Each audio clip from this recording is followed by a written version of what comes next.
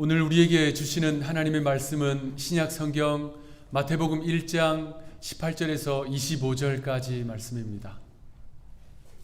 마태복음 1장 18절에서 25절, 저와 여러분이 한 절씩 교독하시고 마지막 25절 합독하겠습니다.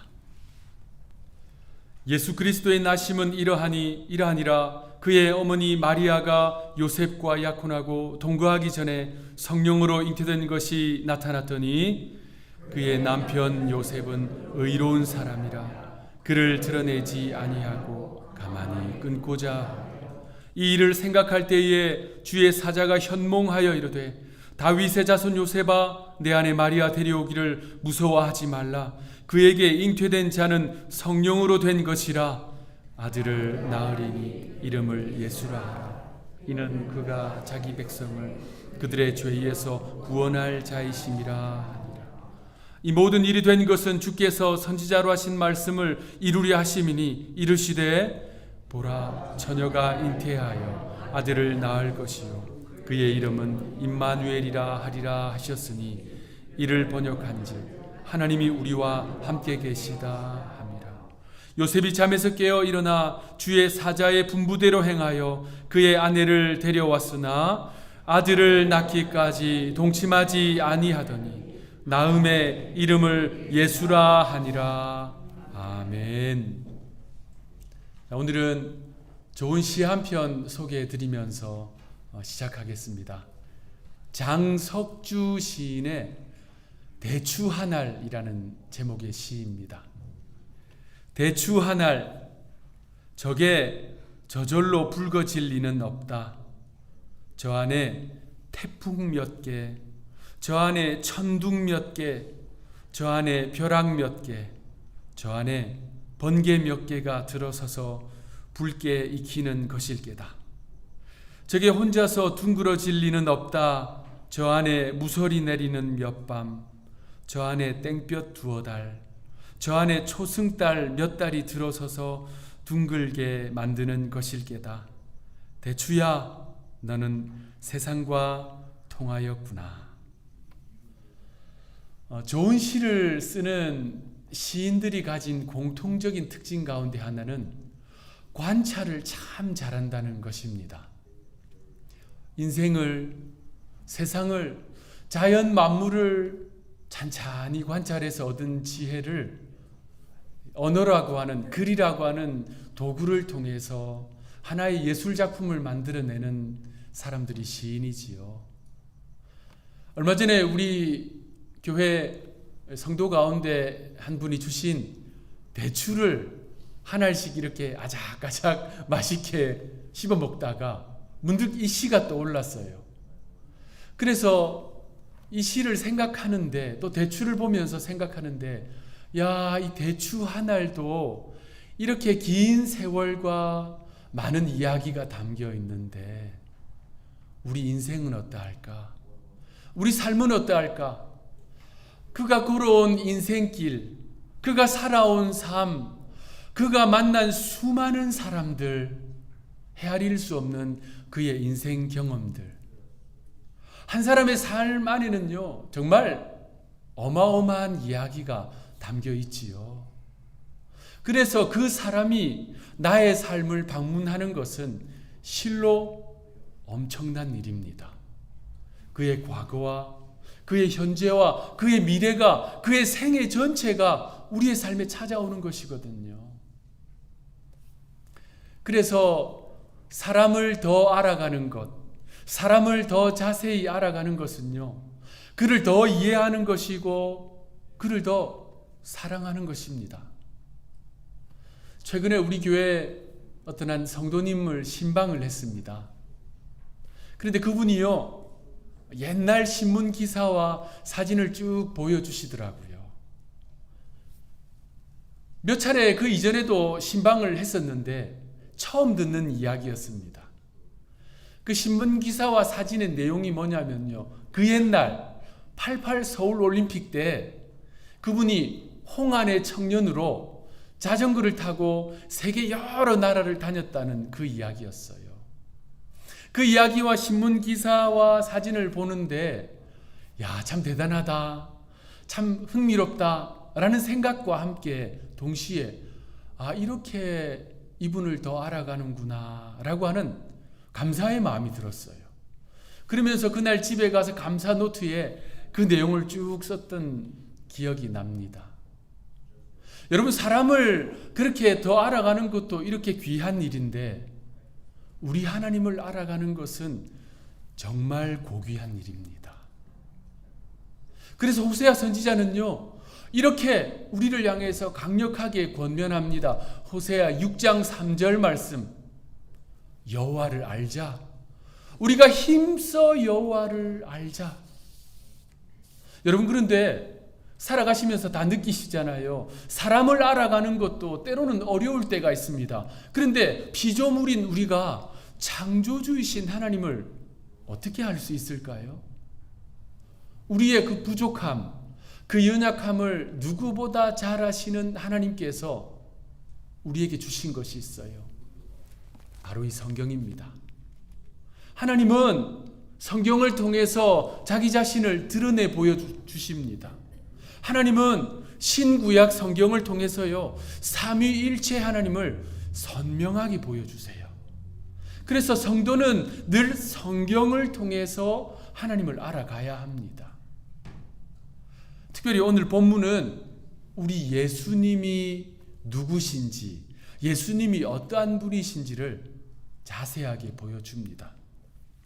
우리가 지난주에 살펴본 대로 아브라함에서부터 시작되어 우리 예수님에게까지 이어지는 이 계보, 이 계보는 예수님의 혈통적 기원을 우리에게 보여줍니다. 그런데 오늘 본문은요, 예수님의 신적 기원을 우리에게 보여줘요. 우리 예수님이 아브라함에서부터 다윗에게 이어지는 이 정통성을 이어받았을 뿐만 아니라 예수님이 바로 하나님의 아들이다 라는 사실을 우리에게 가르쳐 줍니다. 우리가 지난주에 살펴본 마태복음 1장에 나오는 이 계보, 참 중요하다고 말씀드렸잖아요. 이 계보가 가진 특징 중에 하나는 부계로 이어진다는 거예요. 아버지에서 아들로 아들로 아들로, 주로 족보가 그러하잖아요. 부계로 이어집니다. 그러니까 아브라함이 이삭을 낳고 이삭이 야곱을 낳고 야곱이 유다를 낳고 이렇게 부계로 쭉 이어지는데 종종 여성의 이름이 등장합니다. 지난주에 그 4명의 여성을 살펴보았잖아요. 여성의 이름이 등장하는데도 마찬가지로 부계로 이어집니다. 예를 들어서 유다는 다말에게서 베레스와 세라를 낳고 이렇게 유다를 앞세우고 있고요. 어머니가 있음에도 불구하고. 그리고 다윗은 우리아의 아내에게서 솔로몬을 낳고 이렇게 부계로 쭉 이어집니다. 어디까지 그러냐면요, 예수님의 육신적인 아버지 요셉까지. 그래서 오늘 본문 16절을 보면 야곱은 마리아의 남편 요셉을 낳았으니, 그러니까 예수님의 육신적인 아버지가 요셉인데 그 아버지가 야곱이지요. 야곱이 요셉을 낳은 거 아니지만 이렇게 부계로 기록하고 있습니다. 그런데 이 계보 전체에서 유일하게 부계로 기록되지 않은 한 사람이 있어요. 바로 예수님입니다. 예수님은 요셉이 예수를 낳고 이렇게 안 돼 있어요. 16절 25절에 보면 마리아가 예수를 낳았다 이렇게 기록하고 있습니다. 그러니까 우리 예수님은 아브라함에서부터 시작되는 그 혈통적 계보를 이어받은 완전한 사람인 동시에 그들이 이어받고 있는 아담에서부터 시작된 원죄에는 오염되지 아니하신 완전한 하나님이시다 라는 것을 확증해서 보여주는 것이 바로 이 계보입니다. 특히 오늘 본문은 그러한 예수님의 3가지 측면을 우리에게 보여줘요. 오늘은 그 내용을 자세히 살펴볼 것인데 이 내용이 바로 우리의 믿는 바가 되어야 됩니다.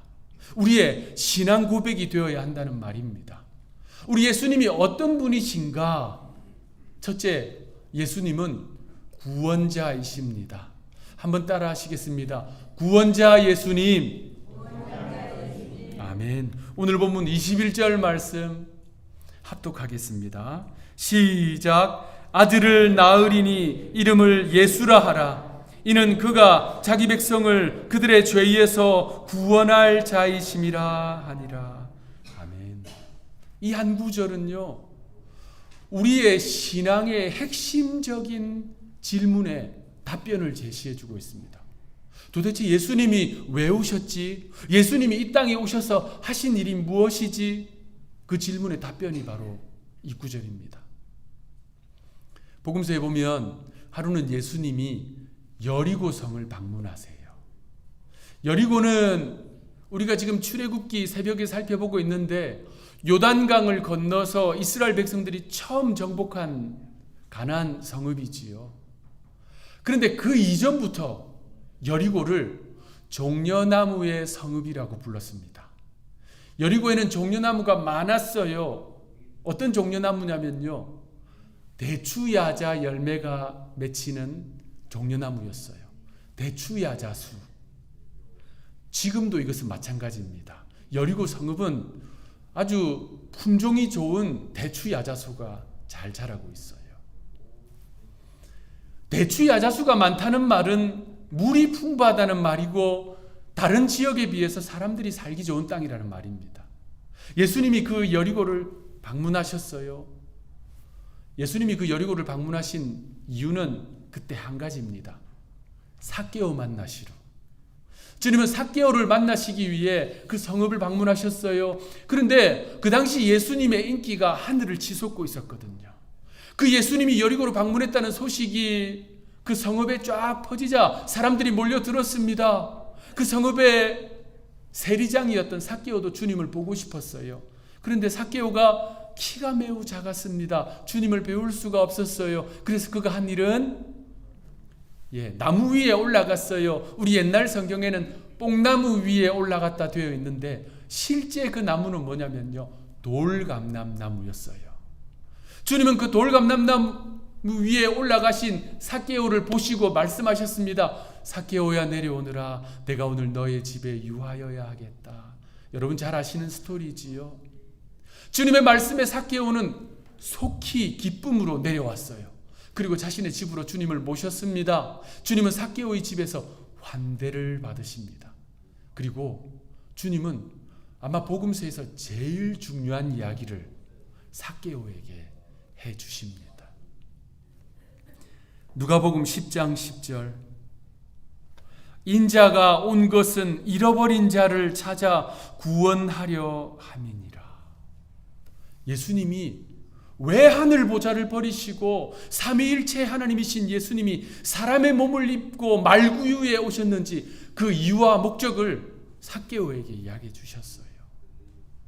그런데 이 중요한 이야기를 왜 삭개오에게 해주셨을까요? 이 중요한 이야기를 당시 성전이 있는 예루살렘, 그곳에 있는 유대 종교 지도자들에게 말씀하지 않으시고 그 시대에 죄인 취급받고 있는 세리, 사람들에게 멸시당하고 있는 세리 삭개오에게 이야기해 주신 이유가 있습니다. 왜냐하면 삭개오가 바로 잃어버린 자거든요. 삭개오가 주님의 구원의 대상이거든요. 여러분, 여기에 분명한 복음이 있습니다. 삭개오만 잃어버린 자가 아닙니다. 삭개오만 주님의 구원의 대상이 아닙니다. 예수 그리스도를 구주로 고백하는 모든 사람, 저와 여러분들이 바로 구원의 대상인 줄로 믿습니다. 주님은 그 구원자로 이 땅에 오셨어요. 그런데 무엇으로부터 구원일까요? 어디로부터 구원일까요? 오늘 본문 21절에 보니 그들의 죄에서 구원할 자. 주님은요, 우리의 죄로부터 우리를 구원하시기 위해 이 땅에 오신 것입니다.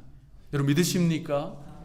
죄는 하나님과 우리 사이를 갈라놓았어요. 죄는 우리로 하여금 길 잃은 자가 되게 만들었습니다. 우리는요, 죄로 말미암아 구원의 길을 완전히 상실했어요. 우리에게는 미래가 없는 상태가 되어버렸습니다. 우리에게는 내일이 없어요. 총체적 난국이지요. 지금 세계사를 보십시오. 여러 나라가 전쟁 상황 가운데 있잖아요. 전쟁이 일어나면 그 전쟁의 현장에서 생생하게 보도해주는 종군 기자들의 활약이 아주 중요합니다. 우리나라가 6.25 전쟁 상황 가운데 있을 때에도 많은 종군 기자들이 그곳에서 활약을 했어요. 그런데 그 중에 유일한 여자 종군 기자가 있었습니다. 미국에서 한국으로 들어온 여자 종군 기자인데요. 사진을 보시면요. 그 당시 이제 갓 30을 넘긴 앳된 얼굴을 한 여자 종군 기자 마그릿 히긴스라는 여성입니다. 그녀는요, 총알이 빗발치고 포탄이 쏟아지는 그 6.25 현장 중에서도 최격전지만 찾아다녔어요. 그러면서 전쟁의 참상을 기록하고 보도하고 자료를 남겼습니다. 이 공로로 그녀는 여성으로서 최초로 퓰리처상을 받게 됩니다. 그리고요, 대한민국 정부로부터 또 훈장을 수여받게 됩니다. 그녀의 유명한 일화들이 많습니다. 그 중에 하나는 대한민국의 해병대를 귀신 잡는 해병대라 부르잖아요. 그 표현을 처음 쓴 사람이 바로 이분이에요.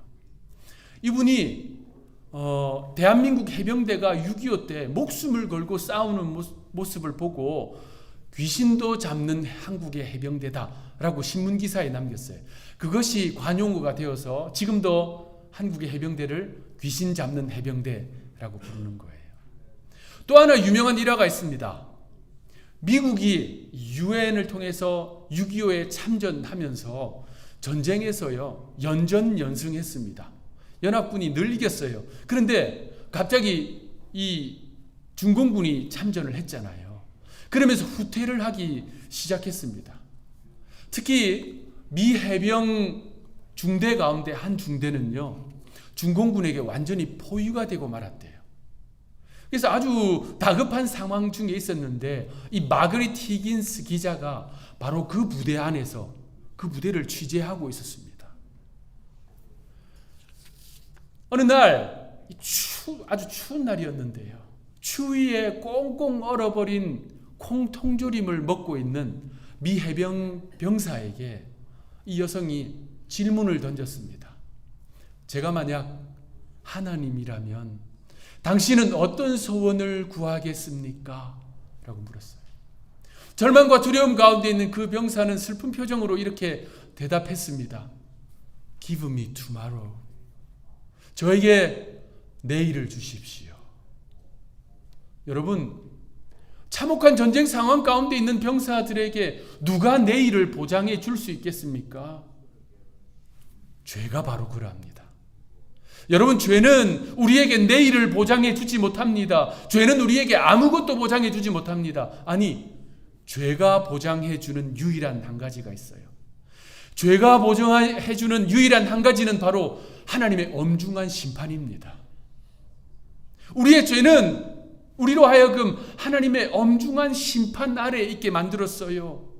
그런데 우리 예수님은 바로 그 심판에서 우리를 구원해 주신 것입니다. 우리 주님이 바로 그 구원자이심을 믿으시기 바랍니다. 둘째로 오늘 본문은 예수님은 누구신가? 주님이 성취자이심을 가르쳐 줍니다. 따라합시다. 성취자 예수님. 오늘 본문 22절 말씀 합독하겠습니다. 시작. 이 모든 일이 된 것은 주께서 선지자로 하신 말씀을 이루려 하심이니 이르시되.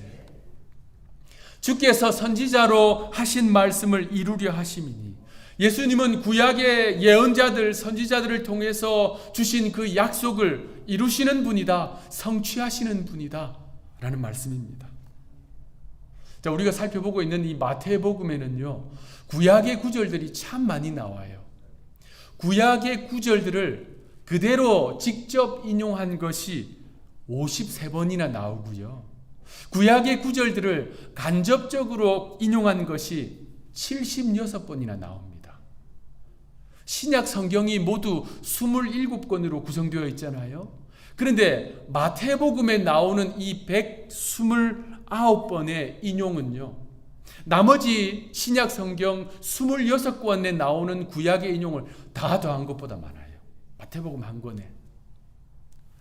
특히 오늘 본문에 나오는 22절 선지자로 하신 말씀을 이루려 하심이니라, 이 표현은 다른 복음서에는 전혀 안 나와요. 마가복음, 누가복음, 요한복음에서는 한 번도 안 나옵니다. 그런데 마태복음에만 13번이나 나와요. 이게 우리가 살펴보는 마태복음의 특징입니다. 구약의 구절들, 예언자들, 선지자들의 말씀을 탁 드러내놓고 보아라, 우리 예수님이 바로 예언자들이 선포한 이 말씀을 성취하시는 분이시다 라는 것을 강조하는 것이 이 마태복음입니다. 여러분, 우리 예수님은 성취자이십니다. 하나님의 약속을 이루시는 분이에요. 그래서 민수기 23장 19절은 이렇게 말씀합니다. 하나님은 사람이 아니시니 거짓말을 하지 않으시고 인생이 아니시니 후회가 없으시도다. 어찌 그 말씀하신 바를 행하지 않으시며 하신 말씀을 실행하지 않으시랴. 여러분, 친구 사이에서도 가족 관계에서도 약속을 지키지 못하면 점점 관계가 소원해지기 마련입니다. 그런데 우리가요, 일부러 약속을 지키지 않으려고 하고 일부러 또 거짓말을 하려고 하고 이런 거 아니라 애쓰는데도 약속을 지키지 못할 경우가 생기고, 또 굳이 거짓말하지 않으려고 했는데 결과적으로 거짓말한 것이 되어버리는 이런 상황이 종종 일어나잖아요. 우리가 연약해서 그렇거든요. 우리의 삶이 부족해서 그렇거든요. 그런데 민수기는 뭐라 말씀하십니까?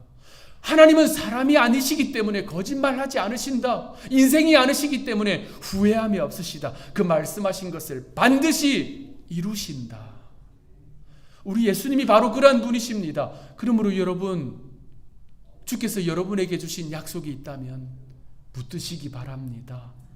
주께서 여러분에게 주신 약속의 말씀을 그간 놓고 있었다면 다시 붙들어야 합니다. 왜냐하면 우리 예수님은 성취자이시기 때문입니다. 셋째로 우리 예수님이 어떠한 분이신가?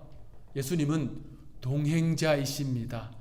한번 따라합시다. 동행자 예수님. 오늘 본문 23절 말씀 합독하겠습니다. 23절 시작. 보라, 처녀가 잉태하여 임마누엘이라 하리라 하셨으니 이를 번역한즉 하나님이 우리와 함께 계시다 함이라. 아멘. 인터넷에 회자되는 그 유명한 이야기가 있잖아요. 어느 초등학교에서 그 반 아이들을 대상으로 자신의 소원이라는 제목으로 짧은 글짓기를 했답니다. 그 반에 어떤 한 아이가 쓴 글과 제목이 참 유명해졌지요. 그 아이가 나의 소원은 이라는 제목의 그 글의 그 제목을, 자신의 제목을 이렇게 잡았다고 합니다. 나는 스마트폰이 되면 좋겠다. 그 글의 내용이 이것이었습니다. 우리 부모님은 무슨 일을 하다가도 스마트폰이 울리면 바로 확인하지만 내가 울 때는 그렇게 하지 않는다. 우리 부모님은 스마트폰으로 게임을 하면서도 자신과는 게임을 하지 않는다. 그래서 나는 스마트폰이 되고 싶다. 여러분들 가운데는 그런 분이 없지요. 손주들 주로 보시는 분들이 있는데 한 분도 없을 거라 생각합니다. 종종 젊은 부모들 가운데는 그런 경우가 있어요. 스마트폰이 울리면 바로 받고 스마트폰으로 하루 종일 게임을 하다가도 아이하고는 놀아주지 않는 부모. 제가 일본에서 그런 일이 있었다는 기사를 읽었습니다. 젊은 부부가 스마트폰 게임을 하느라고 자신의 아기 신생아가 굶어 죽을 때까지 몰랐다는 거예요. 여러분, 한 공간에 있더라도 함께 하는 것이 아닙니다. 한 공간에 있지만 각자 다른 일에 집중하고 있으면 그건 함께 하는 것이 아니지요. 얼마 전에도 카페에서 그런 모습을 보았는데, 카페에 서너 명이 앉아 있습니다. 함께 차를 마십니다. 그런데 각자 자기 스마트폰을 보고 있어요. 그거 함께 하는 거 아니지요. 그런데 여러분, 성경은요, 신구약 성경은 반복적으로 하시는 말씀이 있습니다. 하나님께서 주로 하시는 이야기예요. 내가 너와 함께한다. 내가 너와 함께하겠다. 평안할 때도 마찬가지지만 갈 바를 알지 못하고 그래서 두려움과 염려 가운데 있는 그 순간에 특히 그런 말씀을 하십니다. 이스라엘 백성들이요, 출애굽을 해서 이제 요단강을 건너서 가나안 땅을 정복해야 하는데 영적 지도자 모세가 하나님의 부르심을 받았습니다. 아직도 눈에 총기가 있는데 하나님의 섭리에 따라 그는 데려감을 받았지요. 젊은 지도자 여호수아가 그 후계자가 되었습니다. 얼마나 두렵고 떨려요. 모세는 숱한 기적의 주인공이었습니다. 여호수아는요, 기적을 단 하나도 이루지 못했습니다. 전쟁에서 자신의 칼로 싸워서 정복하는 사람이었어요. 그러니까 두려움이 많았을 겁니다. 그런 그에게 하나님께서 찾아오셔서 말씀하신 것이 여호수아 1장 9절입니다. 하나님께서 여러분에게 하신 말씀이기도 해요.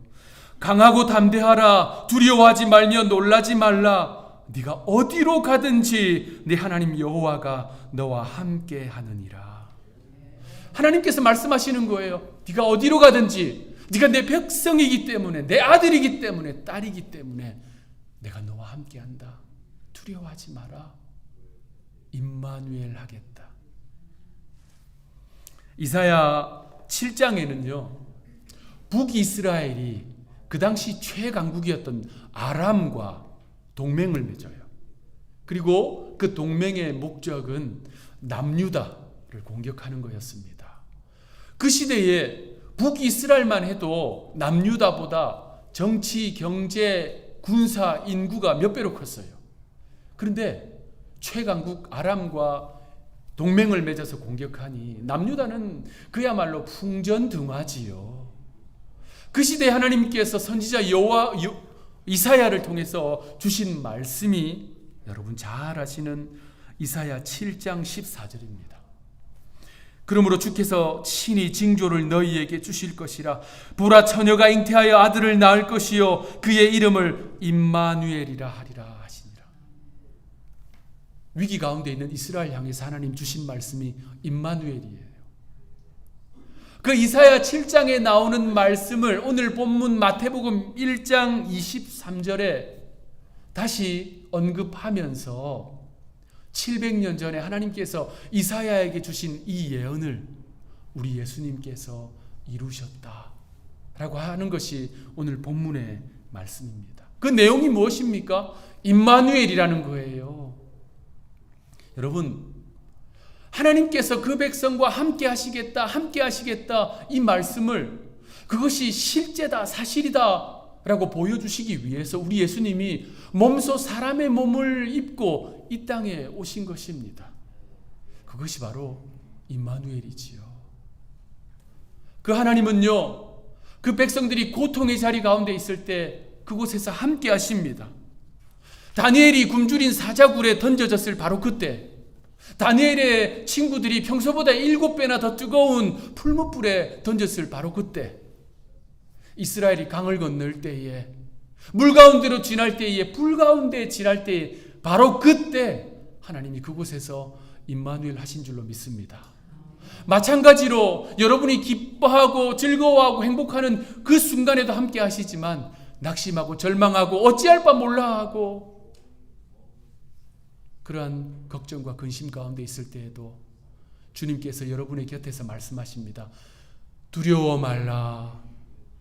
염려 말라. 내가 너와 함께한다. 여러분, 우리 주님이 바로 그러한 분이신 줄 믿으시기 바랍니다. 말씀을 마무리하겠습니다. 영국의 기독교 가정에서 태어난 조셉 하트라는 청년이 있었어요. 그런데 그는 젊은 날 방탕의 길에 빠져서 살아갑니다. 부모님이 예수님을 잘 믿었는데도 어찌된 것인지 방탕의 길로 빠져서 살아가면서 기독교를 반대해요. 기독교 타도에 앞장섭니다. 어느 날 주일에 그가 자기 집에 가까운 교회에 찾아갑니다. 하나님을 하려고 예배에 올려드리려고 간 게 아니에요. 예배 자리에 가서 좀 꼬투리 잡을 거 없나? 설교를 들으면서 이 기독교 비판할 거 없나? 그거 찾으러 간 거예요. 그런데 하나님이 그를 가만히 두지 않으셨어요. 그 자리에서 꼬꾸라뜨리셨어요. 말씀을 듣는데 그 말씀이 자기의 이 신비에 꽂히는 거예요. 예수 그리스도께서 자기를 구원하셨다는 그 사실에 감격의 눈물을 흘립니다. 그때부터 그가요 수년 동안 기도와 말씀에 집중합니다.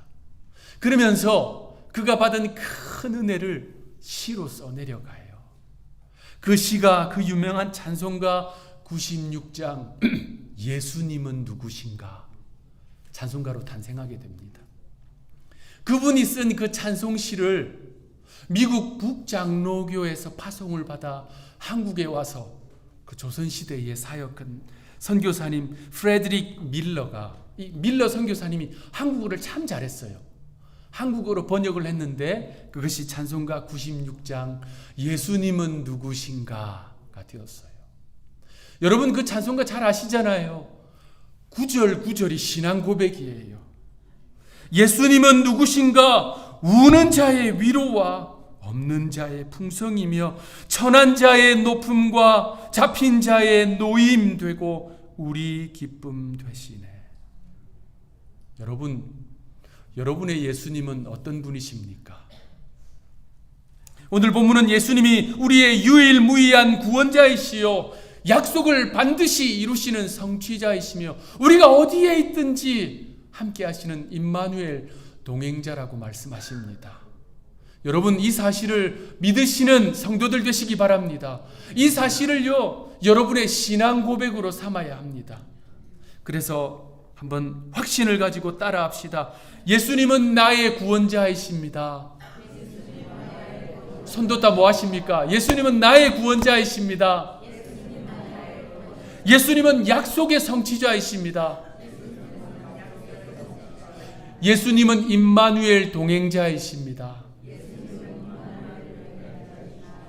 이 세 가지 신앙 고백을 붙들고 이번 한 주간도 믿음으로 승리하는 하늘의 백성들 되시기를 구주 예수님의 이름으로 축원합니다. 기도하겠습니다. 예수님은 나의 구원자이십니다. 예수님은 약속을 이루시는 성취자이십니다. 예수님은 우리가 어디 가든지 함께 하시는 임마누엘 동행자이십니다. 주님 이 신앙 고백을 우리의 신앙 고백으로 붙듭니다. 그래서 이번 한 주간 사랑하는 우리 하누리 성도들은 좌로도 우로도 치우치지 아니하고 믿음으로 승리하는 주님의 백성들 되게 하여 주옵소서.